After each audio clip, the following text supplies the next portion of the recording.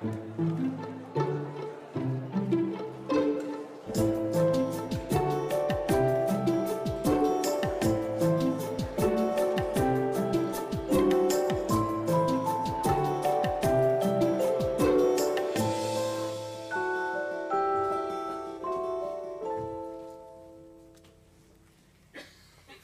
la scène intérieure, fait de Marcel Cohen. Un livre dont le centre serait à la périphérie et qui n'offrirait rien sur quoi prendre appui, serait-il un pur non-sens? Et pourquoi réunir des matériaux qui n'ont rien d'exemplaire et ne nous apprennent rien? Quand bien même, ils résumeraient l'obsession et le travail de toute une vie. Au-delà des réponses convenues sur le témoignage, ce livre devait être écrit. Il est même imprudent de ne pas m'en être préoccupé plus tôt. Les pages qui suivent contiennent en effet tout ce dont je me souviens et tout ce que j'ai pu apprendre aussi sur mon père, ma mère, ma sœur, mes grands-parents paternels, 2 oncles et une grand-tante disparue à Auschwitz en 1943 et 1944. Une tante par alliance seule est revenue. J'avais 5 ans et demi. Les faits rassemblés ici ont beau constituer autant de petits sédiments, ils sont trop lacunaires pour brosser des portraits. Et tenter de les relier sous forme d'un récit aurait tout d'une fiction. Elle laisserait notamment entendre que l'absence et le vide peuvent être exprimés. Ce livre est donc fait de souvenirs et beaucoup plus encore de silence, de lacunes et d'oubli. L'espoir secret serait qu'un usage de ces faits s'impose néanmoins. Et en premier lieu à moi-même, comme chaque fois qu'il y a accumulation, rangement, volonté de mettre au net. Une seule certitude, c'est bien l'ignorance, la ténuité et les vides qui rendait cette entreprise impérative. Aux monstruosités passées, il n'était pas possible d'ajouter l'injustice de laisser croire que ces matériaux étaient trop minces, la personnalité des disparus trop floue, et pour utiliser une expression qui fait mal mais permettra de me faire comprendre, trop peu originale pour justifier un livre.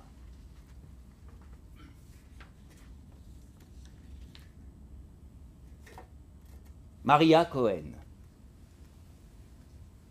née le 9 octobre 1915 à Istanbul, convoi numéro 63 du 17 décembre 1943.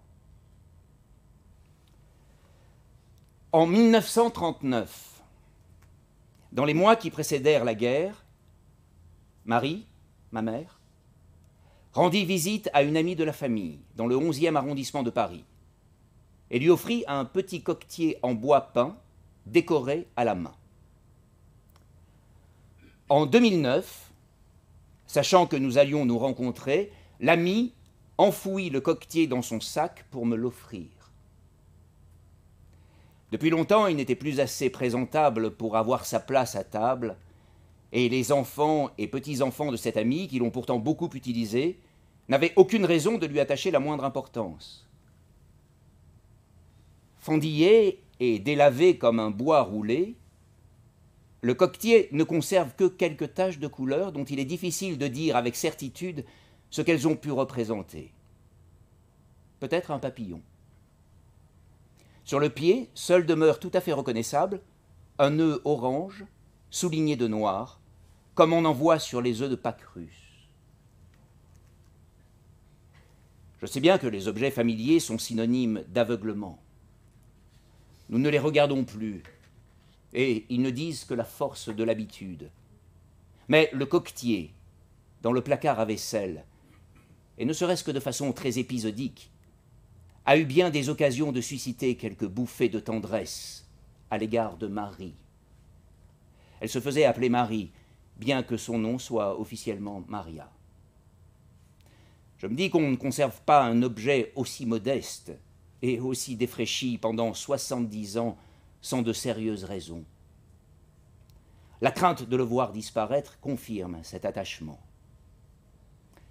Le petit coquetier, aujourd'hui, n'est donc pas seulement la concrétion d'un souvenir. Est-il abusif d'y voir la qualité même de ce souvenir, sa texture, quelque chose d'aussi incertain que le reflet d'une aura?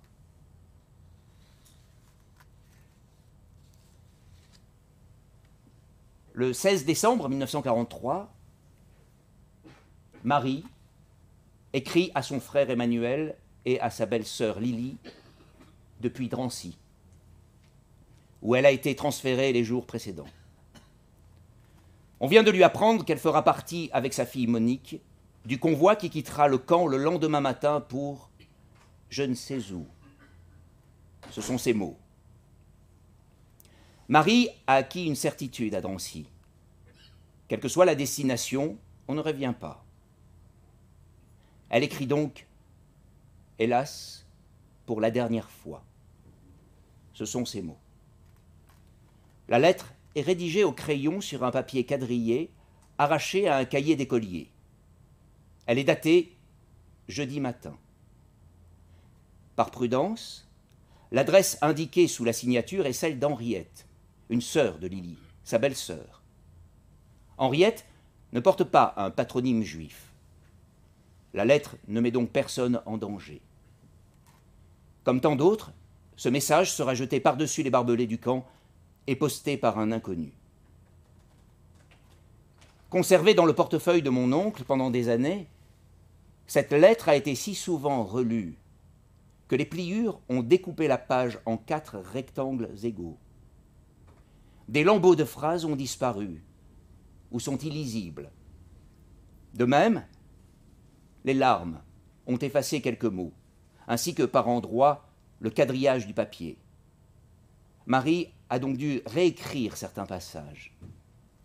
À ces endroits, le papier est plus blanc, les traits de graphite plus pâles et l'écriture plus fine. J'ai tenté l'expérience avec un papier quadrillé. Quelle que soit sa qualité, il suffit de l'humecter avec un doigt imprégné de salive pour voir le quadrillage disparaître. J'ai constaté de même que, sur un papier humide, les traits de crayon sont nécessairement plus fins et plus pâles, quel que soit l'état de la mine. Dans cette dernière lettre, Marie parle surtout de Monique et de son fils, dont elle se demande s'il reverra jamais ses parents. Elle ne veut pas inquiéter outre mesure les destinataires et termine donc sa phrase par un point d'interrogation. Lorsqu'il s'agit de conclure, c'est le mot « adieu » qui lui vient à l'esprit. Étymologiquement, c'est le seul qui convienne, et Marie n'a pas la force de chercher un synonyme ou un tour de phrase qui donnerait le change. À côté de sa propre signature, elle a aussi signé pour sa fille, Monique. Celle-ci a alors 7 mois et 2 jours. Le nom de Monique est calligraphié en plus petits caractères et le paraphe fait à peine le tiers de celui de Marie.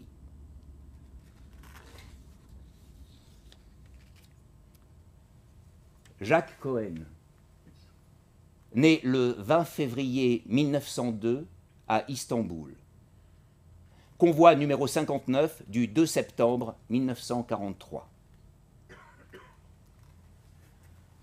À Istanbul, Marie et Jacques, mon père, étaient passés tous deux par des écoles primaires catholiques françaises.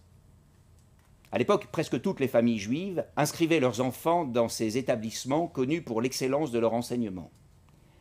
Il s'agissait des frères de Saint-Benoît ou des frères maristes de l'Immaculée Conception pour les garçons, des sœurs de Notre-Dame de Sion pour les filles. Certaines de ces écoles comprenaient jusqu'à 80% d'enfants juifs, et les religieux avaient depuis très longtemps renoncé à leur vocation initiale qui était la conversion. Dans ces établissements, on ne faisait cours ni pendant les fêtes chrétiennes, ni pendant les fêtes juives ou musulmanes. L'un de mes oncles m'expliquait que les élèves s'amusaient à compter et recompter les jours de congé pour savoir quelle religion valait le plus de vacances aux deux autres confessions. Le revers était des grandes vacances très courtes et de journées de travail très longues.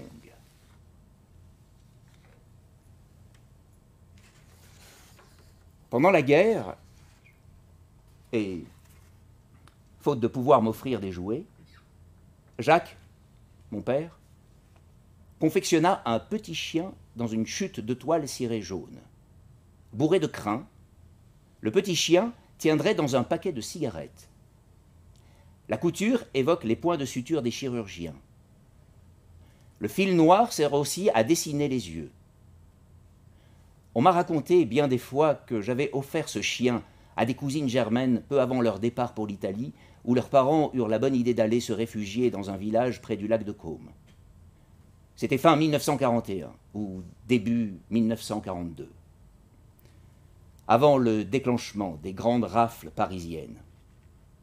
J'avais 4 ou 5 ans et n'ai aucun souvenir de ce don. Pendant les années de guerre, mes cousines ont pris le plus grand soin du petit chien, pensant ne jamais me revoir. Elles me l'ont rétrocédé il y a une vingtaine d'années. J'ai le petit chien jaune sous les yeux tandis que j'écris ces lignes. À défaut de me rappeler quoi que ce soit, il m'a beaucoup appris sur Jacques et, en premier lieu, sur son habileté manuelle peu commune. Un homme dont le père déploya autant de minutie, d'ingéniosité et de patience pour offrir, en dépit de tout, un jouet à son fils, sait qu'il a entre les mains les preuves d'une immense tendresse. Le chien jaune me fait penser à une petite sidérite achetée chez un minéralogiste parisien il y a quelques années. Le certificat d'authenticité atteste que la météorite est contemporaine de la formation du système solaire. Si l'on se souvient que les océans, les forêts, les pôles, les déserts et les massifs montagneux représentent plus de 80% de la surface terrestre, on avait aussi peu de chances de découvrir la sidérite que de voir le petit chien jaune survivre au désastre.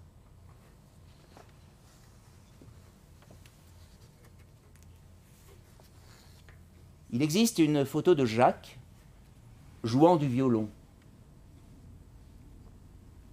Elle porte le timbre sec du studio P. Delbault, 9 rue Vavin, Paris, et date très vraisemblablement du début ou du milieu des années 30. Jeune immigré, c'est à Montparnasse que Jacques posa sa valise et son étui à violon en 1925. Je n'ai aucun souvenir d'avoir entendu Jacques jouer du violon, ni même d'avoir vu son instrument. Mais sur la photo, la position de la main sur les cordes, doigt largement écarté, l'auriculaire sur la chanterelle, la corde la plus aiguë, aux abords du chevalet, la tenue de l'archet, le mouvement du poignet ne sont pas ceux d'un débutant. D'ailleurs, il suffit d'une loupe pour découvrir que le manche et la table d'harmonie comportent d'abondantes traces de colophane. Le violon a donc été joué, et longtemps même, avant d'arriver chez le photographe de la rue Vavin. À l'âge de 10 ou 11 ans, j'ai exigé d'apprendre à mon tour le violon. L'instrument d'étude que nous avions acheté sur les recommandations de mademoiselle Gaston, qui enseignait rue Brochant, près du square des Batignolles, venait à peine d'être accordé pour la première fois, qu'elle déclara avec solennité « Il faudra aimer beaucoup ton instrument si tu veux qu'un jour il t'aime aussi. » Si cette phrase est si bien restée dans mon souvenir, c'est parce qu'il me semblait aberrant de prétendre qu'un violon puisse éprouver le moindre sentiment. Mais le fait est que je n'ai jamais pris autant soin d'un objet, ni avec autant de sérieux. Il m'a pourtant fallu abandonner très vite le violon. Il y a quelques mois, une cousine germaine tira de son album de famille ce qui, à première vue, apparaît comme un second exemplaire de la photo de Jacques jouant du violon. Cette photo porte, elle aussi, le timbre du studio P. Delbo. Jacques porte le même costume. Derrière lui, on reconnaît la petite table en bois doré recouverte de marbre blanc.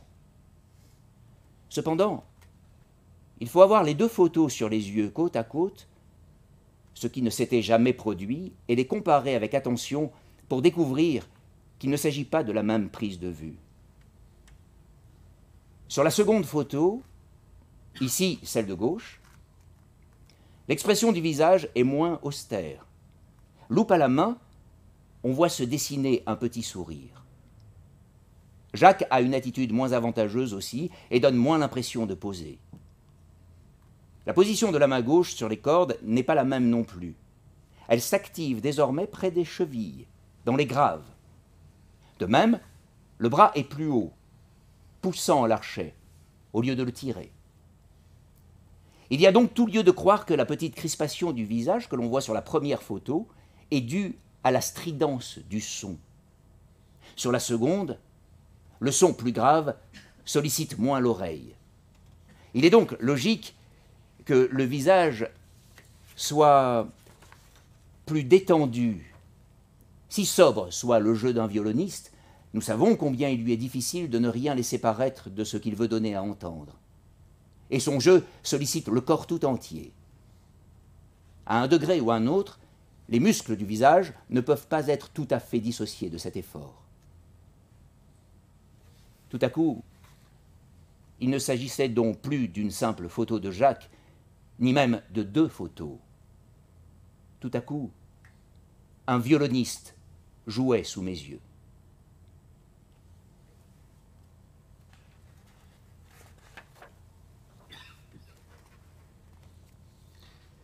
Le violon est devant moi tandis que j'écris.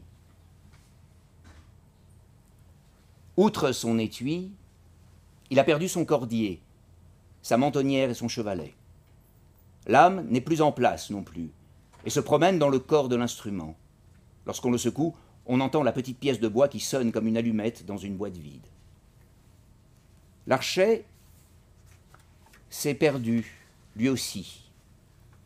Avec la belle patine brun-rouge de sa table d'harmonie et sa couleur jaune vif originelle, qui réapparaît à l'emplacement de la mentonnière, le violon n'en a pas moins fière allure. Louis laisse lire une étiquette empoussiérée.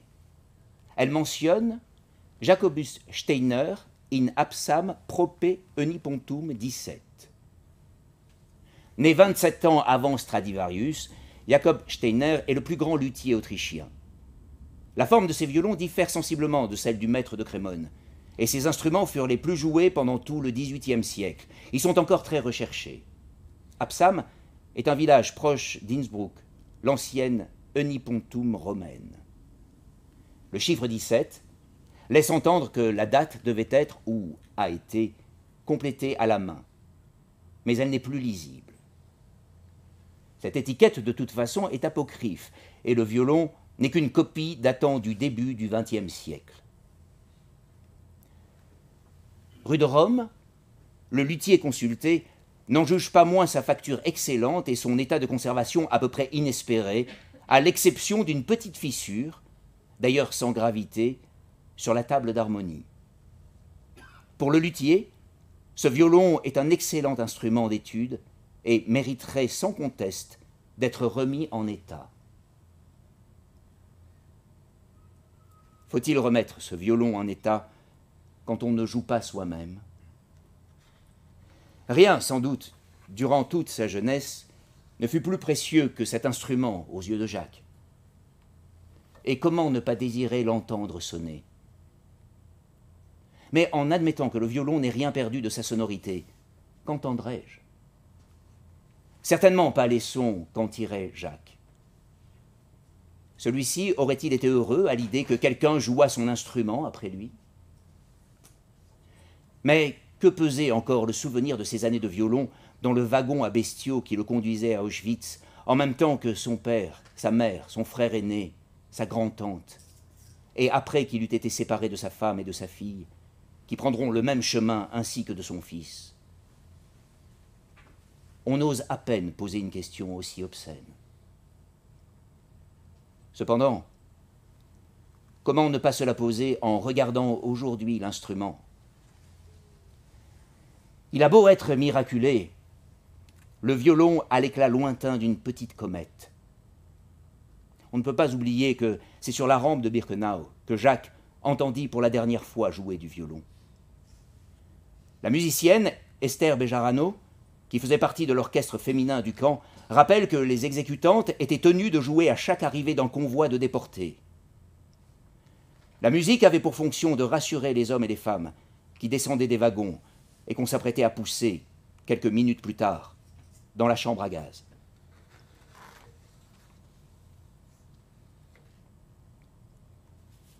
Je possède aussi une résille pour les cheveux, ayant appartenu à Jacques. Elle a été oubliée chez un oncle maternel. Lorsqu'il avait de bonnes raisons de croire à l'imminence d'une rafle dans le quartier des Batignolles, Jacques et Marie se sentaient plus en sécurité chez lui. Cet oncle vivait dans une chambre de bonne avec sa femme et sa fille. Mais la concierge inspirait toute confiance, contrairement à celle du boulevard des Batignolles. On dormait donc à 6 dans la chambre de bonne en dédoublant le lit. Les toilettes et le lavabo étaient sur le palier. Mais Jacques n'oubliait pas pour autant sa résille. Il s'agissait de maîtriser par tous les moyens le cran qu'il avait sur la tempe droite, fût-ce au prix du ridicule. Il est vrai que l'usage de la résille n'avait rien de risible à l'époque. Je me souviens avoir noté ce détail dans une comédie américaine des années 30. Mais je n'ai aucun souvenir des nuits à 6 dans la chambre de bonne. Il me reste aussi de Jacques un étui à cigarette en simili-cuir noir et un ours brun en bois sculpté. L'ours tient dans la paume d'une main et faisait office de cendrier. La gueule ouverte est peinte en rouge. La hotte sur son dos est conçue pour recevoir une boîte d'allumettes et l'animal serre une timbale en cuivre entre ses pattes antérieures. Les yeux noirs et la gueule sont d'un réalisme confondant. C'est du moins la vision que j'en avais enfant. Et c'est encore ce qui me frappe aujourd'hui. Aussi loin que je puisse remonter, je vois le petit ours posé sur la tablette circulaire du lampadaire en palissandre près de la fenêtre du salon, boulevard des Batignolles. J'ai retrouvé l'ours dans une caisse contenant de la vaisselle de Limoges et un service à dessert en métal argenté. La caisse avait été déposée par Jacques à la cave, sans doute en vue d'un déménagement. Cette caisse se trouve aujourd'hui dans ma cave et j'ai conservé les journaux d'époque qui enveloppaient la vaisselle.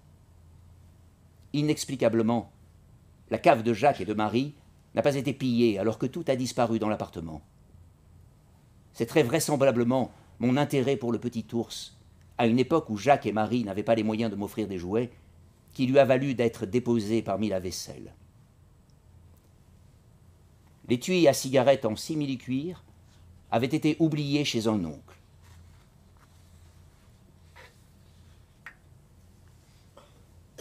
Monique Cohen, née le 14 mai 1943 à Asnières. Convoi numéro 63 du 17 décembre 1943. Monique, ma sœur, le jour de l'arrestation, ne portait pas sa gourmette gravée 3 mois plus tôt, à peine. Peut-être ne l'avait-elle jamais portée, à moins qu'un petit nœud sur la chaîne n'indique le contraire. Les rafles étaient devenues si fréquentes en 1943 qu'on mettait des bijoux en lieu sûr, y compris ceux des nouveau-nés. Au marché noir, tout se monnayait. La gourmette de Monique se trouvait dans une bourse en peau blanche, contenant aussi l'alliance, la montre, la bague de fiançailles de Marie, quelques Napoléons représentant les économies de la famille, et un morceau de chaîne de montre en or. à la mort des parents et grands-parents, l'usage en Turquie était d'en offrir un fragment à chaque fille pour qu'elle le transforme en bracelet. La bourse en peau était dissimulée dans une petite cavité, aménagée par Jacques derrière une plainte de l'appartement. Jacques avait signalé l'existence de la cachette à un voisin de palier, M. Vallière, professeur de gymnastique au petit lycée Condorcet.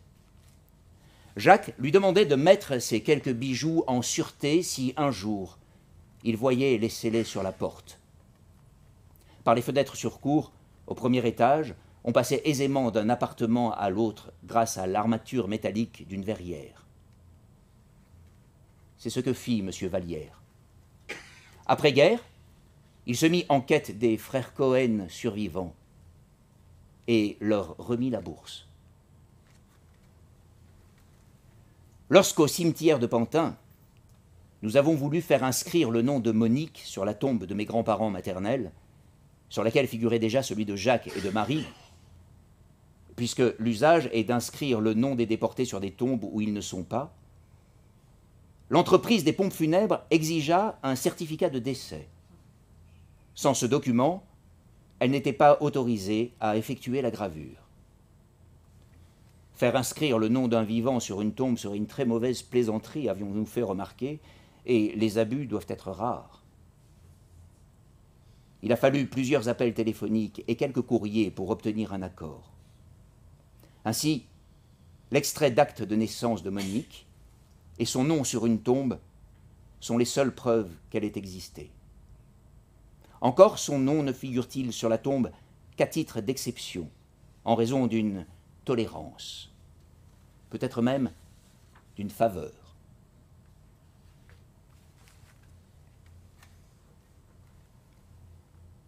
Mercado Cohen, né en 1864 à Istanbul.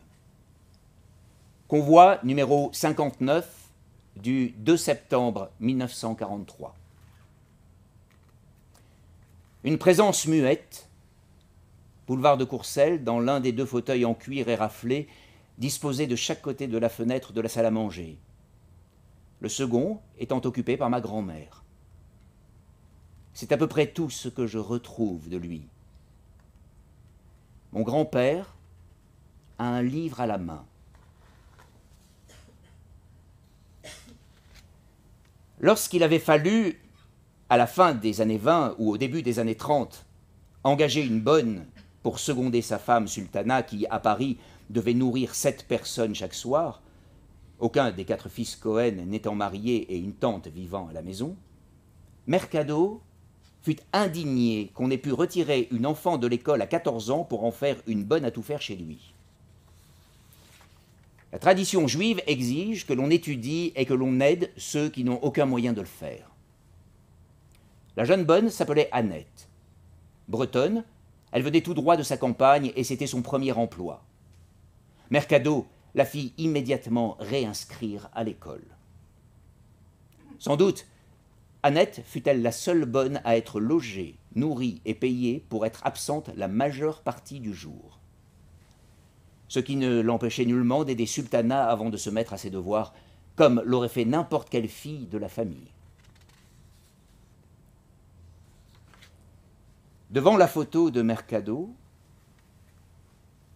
mon grand-père, il m'a toujours semblé qu'une telle gravité n'avait rien à voir avec le sérieux d'un homme d'études. J'ai toujours cru lire sur ce visage une désillusion froide, sans appel. Contre toute logique, elle semble être la prémonition de tous les désastres, et ce regard me glace encore.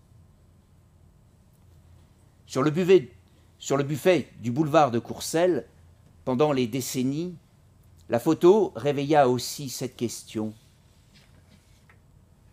Serais-je vraiment passé à travers les mailles du filet si, bien des années avant la guerre, Mercado n'avait décidé de réinscrire Annette à l'école? Le 14 août 1943, lorsque la police avait fait irruption dans l'appartement, nous nous trouvions au parc Monceau, Annette et moi. La concierge nous avait vus sortir. et elle avait vu entrer la police. Nous ne tarderions pas à revenir du parc. La concierge se planta devant l'entrée de l'immeuble pour nous en interdire l'accès. Elle ne voulait pas non plus que nous restions aux abords immédiats. C'est donc depuis le trottoir d'en face que nous avons vu la famille monter dans un camion. Nous avons très bien compris le petit geste de Marie qui, dans le dos des policiers, et comme la concierge, nous enjoignait de nous éloigner. Les scellés avaient été posés sur la porte de l'appartement. Annette était sortie sans papier, sans argent et sans carnet d'adresse. Nous passâmes 2 ou 3 nuits dans le métro, en nous laissant enfermer après le passage du dernier train, comme le faisaient nombre de Parisiens recherchés par la police ou la Gestapo. Dans la journée, sans doute la concierge nous nourrissait-elle. Par recoupement et en se fiant à ses rares souvenirs, Annette retrouva M. Petit-Colin, un ami de la famille. Il avait la réputation d'être un homme énergique et de bon conseil. Sans doute avait-il déjà rendu quelques services. M. Petit-Colin recommandait à Annette d'aller au commissariat et de raconter ce qui s'était passé, en omettant toutefois de parler de moi. On lui délivrerait un laissez-passer pour rejoindre son mari en Bretagne. M. Petit-Colin, de son côté, m'accompagnerait chez Annette, à Messac, dès qu'il aurait trouvé un moyen de me faire voyager sous une fausse identité. M. Petit-Colin ne trouva rien de mieux que de me faire inscrire sur son livret de famille, en soudoyant un employé de mairie ou en payant un faussaire.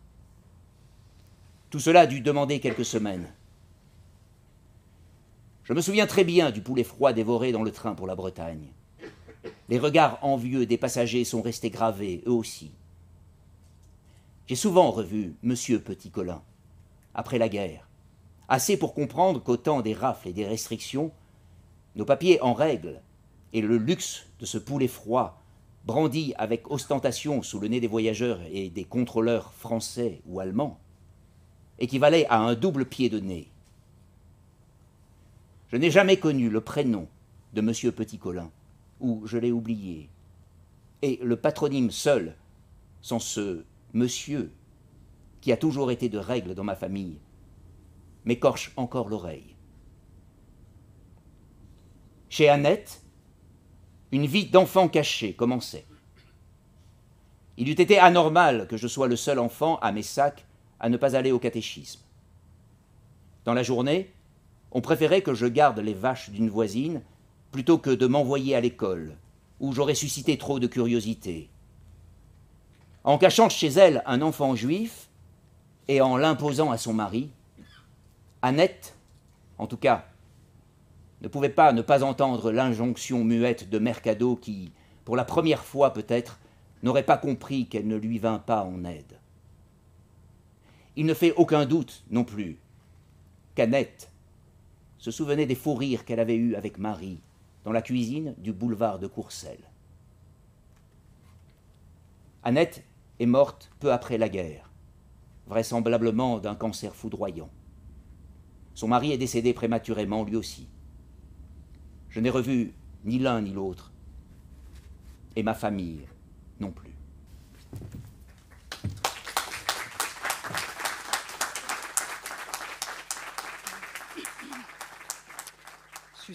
Excusez-nous.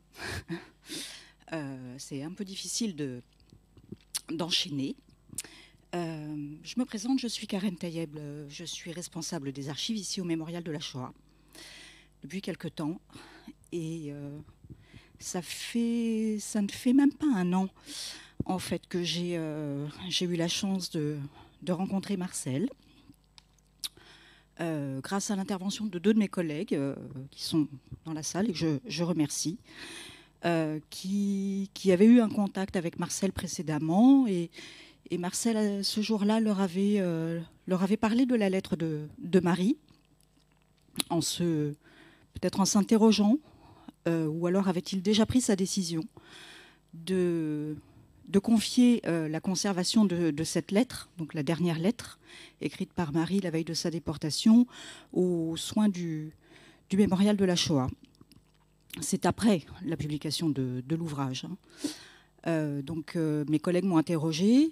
Je leur ai dit bien sûr, si Marcel en est d'accord, c'est notre mission et d'abord, et c'est un honneur également qu'il nous accorde sa confiance en nous confiant la conservation de cette lettre.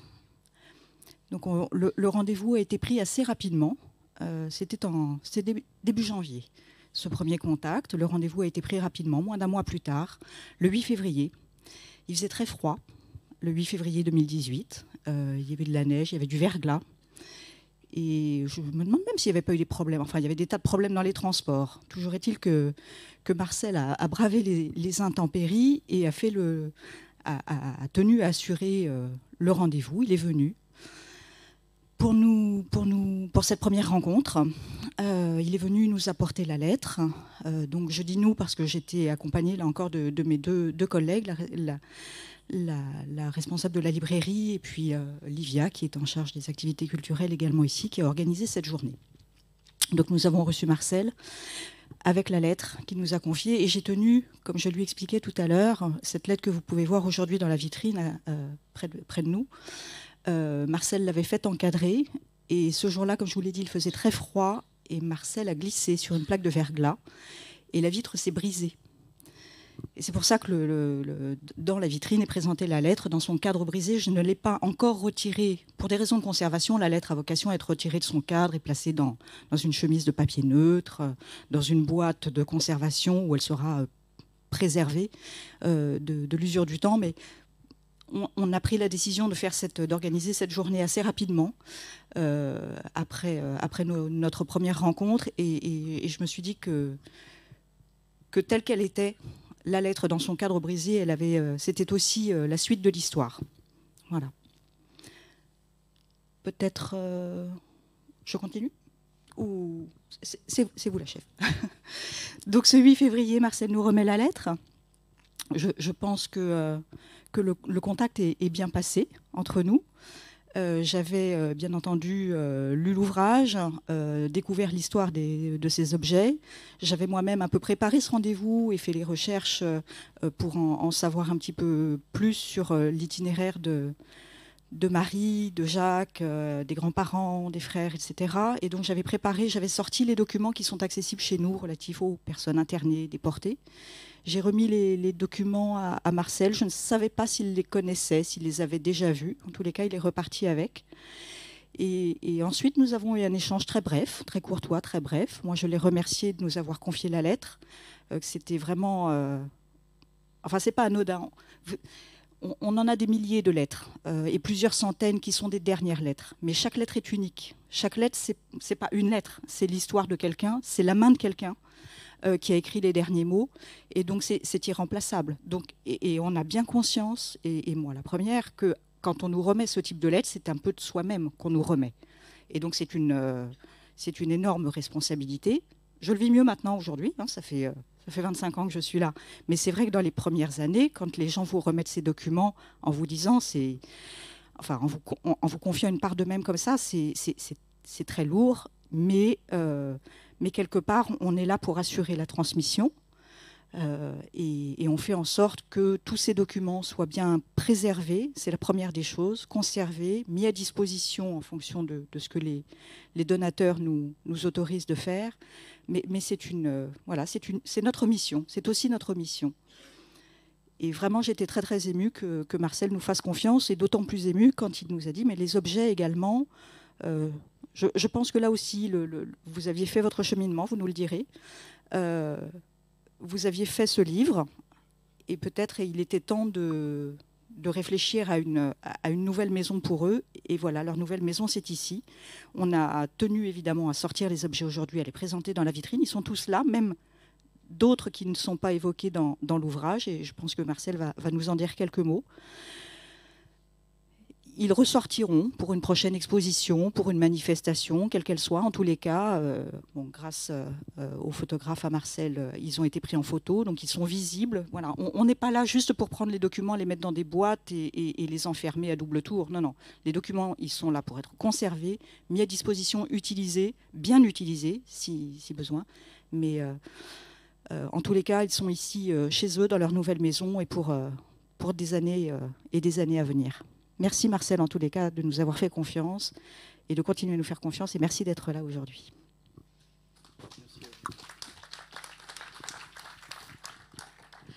Je voudrais vous saluer d'abord, Marcel Cohen.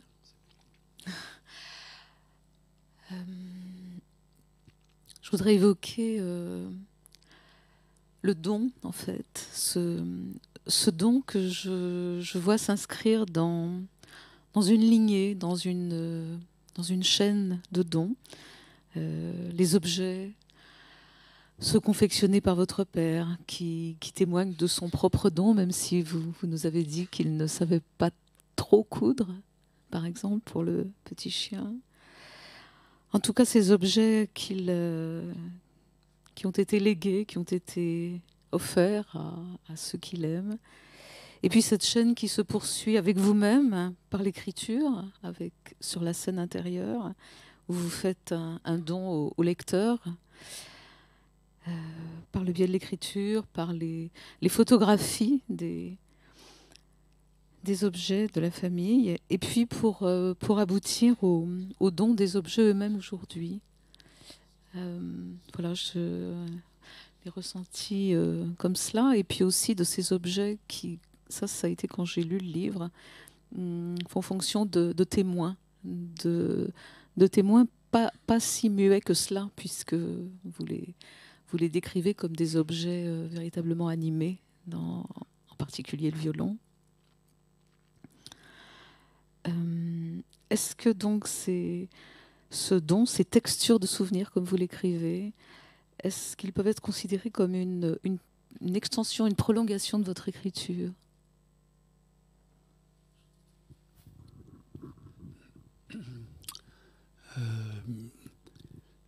Mon écriture n'est pas du tout bienvenue dans ce livre.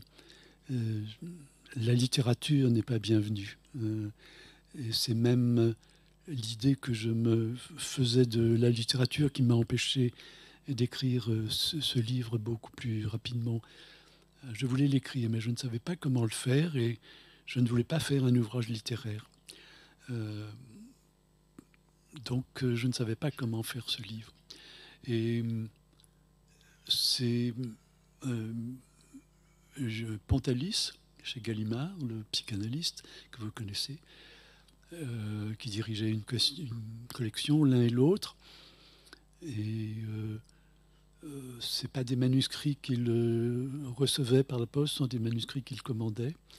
Et il m'a demandé un jour un manuscrit, je n'avais rien à lui donner, mais il connaissait un petit peu mon histoire. Alors je lui ai dit un jour, peut-être, si j'apprends à le faire, je ferai peut-être quelque chose sur ma famille. Et il m'a dit, eh bien Marcel, voilà, sous-entendu, c'est le moment de le faire. J'ai donc fait ce livre où il n'y a pas de littérature, mais où les vides, les insuffisances, les manques sont censés parler. Mais je n'aurais pas été capable de le faire plus jeune, ce livre. J'aurais fait une fiction, parce que j'aurais voulu faire un récit. Et un récit, c'est nécessairement une fiction. C'est sous-titré « Faits », parce que ce sont des faits. Et j'ai tenu à faire une distinction entre ce dont je me souviens enfant, qui est imprimé en italique. Et je pense qu'il n'aurait pas été honnête intellectuellement de réécrire les souvenirs de l'enfant. Et ce que j'ai pu apprendre, et qui est évidemment imprimé en romain. Donc l'écriture n'est pas bienvenue, et la littérature non plus. Ça voudrait être le contraire d'un ouvrage littéraire. Parce qu'un écrivain est d'abord quelqu'un qui se méfie terriblement de la littérature. Alors, ce dont j'ai l'impression, en tout cas ce que je ressens, c'est que ces objets, ces petites stèles, comme vous nommez les livres aussi qu'on a entendus tout à l'heure, me semble migrer de votre scène intérieure pour se retrouver exposé sur une scène collective. Qu'en fait, que de la mémoire individuelle qui est la vôtre, ces petites stèles vont poursuivre leur chemin dans une mémoire commune. Peut-être, enfin je l'espère, grâce au mémorial, ils ont peut-être une autre vie, ils ont peut-être autre chose à dire. Car ce qui me fascine à propos de ces objets, comment dire, c'est qu'ils ont, je les vois au présent, et ils ont un présent. Je pense à Walter Benjamin disant qu'il n'y a qu'un seul temps de la conjugaison, c'est le présent. Présent du passé, présent du présent, présent du futur. Alors peut-être que ces objets auront ici un futur, mais en tout cas, c'est au présent qu'ils m'ont appris quelque chose, et je ne pouvais pas me contenter d'une photo de mon père jouant du violon. Je pensais que c'était une pose, car souvent les photographes faisaient poser avec, dans une posture ou une autre, dans un cadre ou un autre. Et il y a peu de temps, 4-5 ans, avec les deux photos côte à côte, comme Laurent l'a montré, a lu le passage, découvrant que mon père jouait vraiment du violon, j'ai voulu en savoir plus, et j'ai envoyé ces deux photos à un violoniste suisse qui s'appelle Auberson, et je lui ai demandé ce qu'il pouvait me dire. Et alors il m'a dit beaucoup de choses. Non seulement il m'a dit que mon père jouait vraiment bien, enfin vraisemblablement bien, voire très bien, ce sont ses mots, et il m'a dit que la position des mains sur l'archet, la tenue du violon, etc., était absolument caractéristique de l'école franco-belge, et que cette école franco-belge avait eu des élèves dans l'Europe du Nord, et que et aussi alors en Ukraine par exemple. Et il me disait au téléphone, c'est exactement la position de Jascha Heifetz, de Nathan Milstein, voilà, qui ont alors Heifetz, si je me souviens bien, a étudié le violon d'abord en Lituanie, puis à Saint-Pétersbourg, mais Milstein a étudié à Odessa.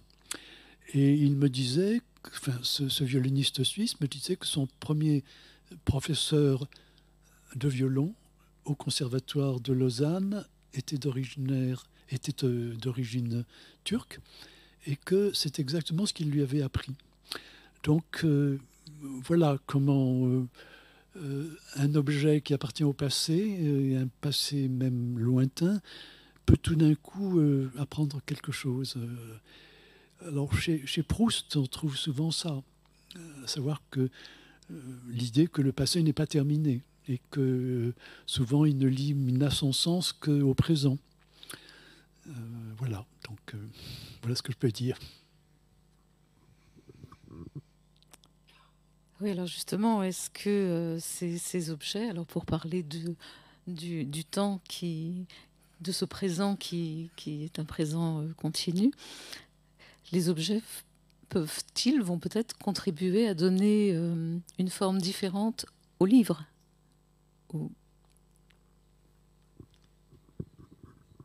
Alors ça, je ne sais pas. Je ne sais pas du tout. Je pense qu'une photo dans un livre, c'est un peu... oui, c'est un peu la mort de l'objet, n'est-ce pas? Bon, on ne peut pas... on peut difficilement le faire parler. Mais je sais que, par exemple, le petit ours bleu qui se trouvait dans la caisse de vaisselle que Laurent a évoqué, j'avais complètement oublié qu'il était cassé. Et en le voyant, le découvrant dans la caisse, mais il y a très peu de temps, avant de le donner au mémorial, j'ai découvert qu'il avait été cassé. C'est moi qui l'avais cassé et j'ai eu tout d'un coup le souvenir d'une très grande frayeur. Voilà, c'était enfoui depuis très longtemps. Je ne suis pas psychanalyste, mais je pense qu'un psychanalyste pourrait très bien comprendre ça.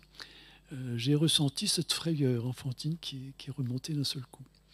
Donc voilà, je confirme que le passé n'est jamais terminé.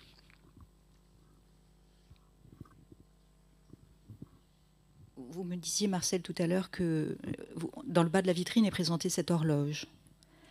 Et vous regrettiez de ne pas en avoir parlé. Donc peut-être qu'il est temps. Alors, cette horloge se trouvait dans la même caisse de vaisselle. Je savais qu'elle était dans cette caisse, mais je n'ai jamais envisagé de la voir sous les yeux. Donc, je l'ai regardée bien des fois et je l'ai toujours remise dans sa caisse, dans le papier journal d'origine. J'ai toujours... je ne sais pas, c'est quelque chose de très complexe. C'est mon père qui l'avait emballé et je n'osais pas toucher à ce que mon père avait emballé. Et pour cette raison, je n'ai jamais osé utiliser les assiettes, la vaisselle. J'en ai extrait le petit chien, non pas le petit chien, mais le petit ours, parce que je le considérais comme un jouet. Comment dire, je n'ai jamais osé. Voilà, la caisse se trouve toujours dans ma cave telle qu'elle était. Et je trouve qu'elle a beaucoup plus de poids dans mon souvenir. Et pour moi, en sachant qu'elle est dans ma cave, intacte, beaucoup plus que... Elle aurait moins d'importance, sa force serait désamorcée si elle était rangée dans un buffet chez moi et si je prenais mes repas dans cette vaisselle. Je ne sais pas, c'est confus, je ne peux pas vous en dire plus. Oui, en effet, on peut effectivement préciser que ces objets qui étaient dans la caisse, Marcel l'a expliqué, c'est écrit également dans l'ouvrage, c'est son père donc, qui les a emballés dans du papier journal de l'époque. Et donc les papiers journaux sont datés de 1943. Et quand Marcel a apporté l'ensemble de ces objets lors de notre deuxième rencontre, les objets et le papier journal qui les enveloppait sont venus ensemble. Et comme Marcel, on n'a pas jeté les journaux qui enveloppaient les objets, qui n'ont en soi, les bouts de papier n'avaient pour vocation que de protéger les objets, comme on fait dans un déménagement, on les enveloppe dans du papier journal. Eh bien, au-delà des objets, le journal qui les enveloppe, on les a gardés et on les conservera également. Ce sont des reliques, quelque part. Et c'est votre père qui les avait emballés de cette manière-là. Et donc sont conservés toujours dans cette caisse qui est toujours dans la cave, quelques vaisselles. Vous vous posiez aussi la question de savoir ce que vous alliez faire des assiettes. Voilà, donc bon, je vous l'ai dit, je vous l'avais déjà dit. Si vous voulez nous confier également les assiettes, on les prendra. Voilà. Mais voilà. Et la caisse aussi, et les papiers journaux. Bon, ma dernière impression, c'est ces objets que je vois encore une fois comme la continuité des petites stèles dont vous parlez à propos des livres. Je les vois aussi comme les petits cailloux du souvenir qui sont d'abord apparus sur une matseva, donc cette pierre tombale qui était de papier et qui maintenant rejoint le mémorial, qui est ce lieu qui accueille justement tous les petits cailloux du souvenir que les gens veulent bien confier.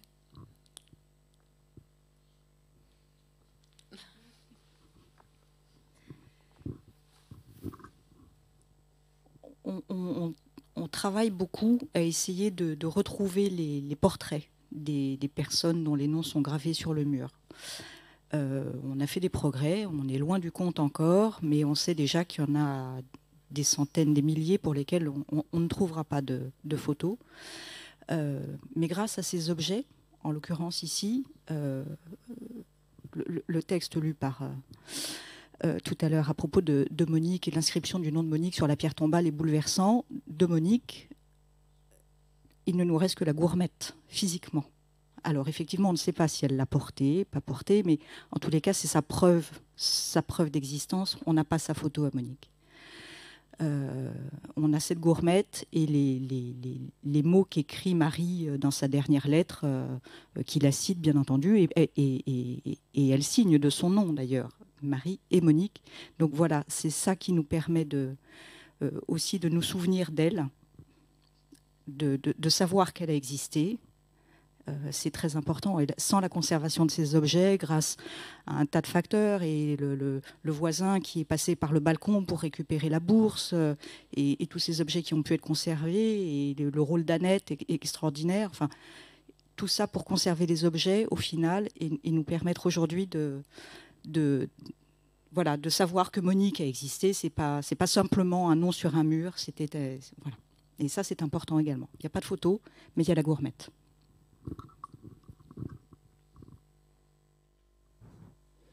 Marcel, une toute petite question, bouleversée après tout ce qui s'est dit là à l'instant. Comment ressentez-vous et comment entendez-vous cette parole de Jean Kelevitch qui parle du mystère de l'avoir été d'un enfant gazé à Auschwitz à l'âge de 6 mois, qui fait que jamais on pourra dire qu'il n'a pas été?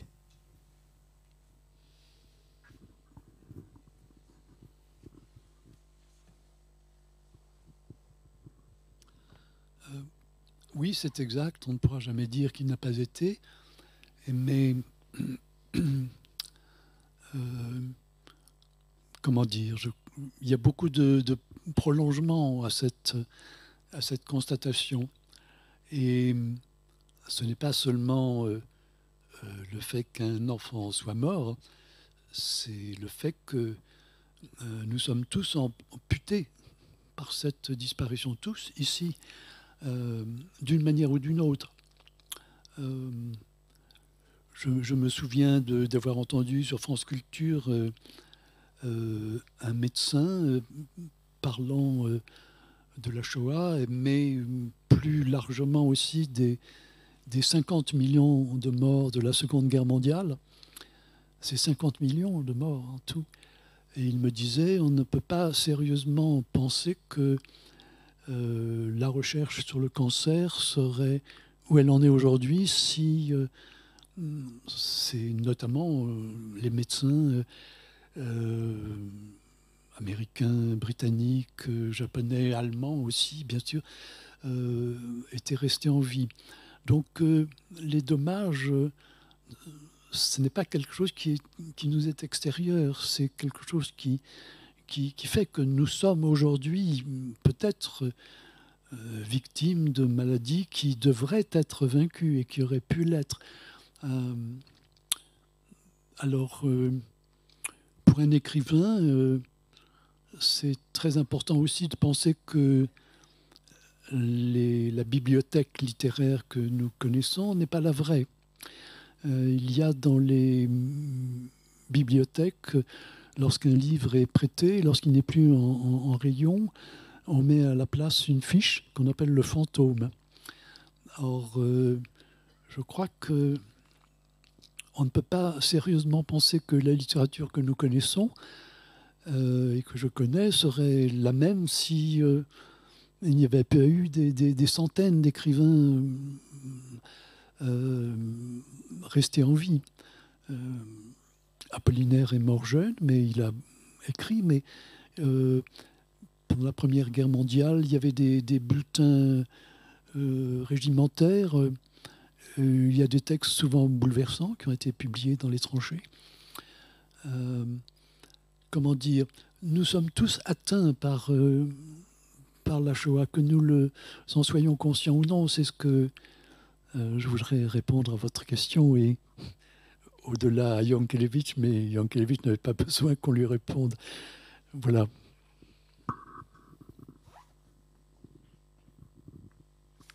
Donc, il me reste à vous remercier infiniment, Marcel. Merci Michel Taubert, merci Karen Tayeb, merci à Laurent Natrella. Et je pense que donc on peut mentionner que demain on va entendre les prénoms et les noms de Monique, de Marie et d'autres membres de la famille des Cohen dans la lecture du nom, parce que vous avez sans doute remarqué que la lettre date du 16 décembre et que demain, donc on est le 17 décembre, la date du convoi. Donc merci infiniment à vous et merci pour ce don.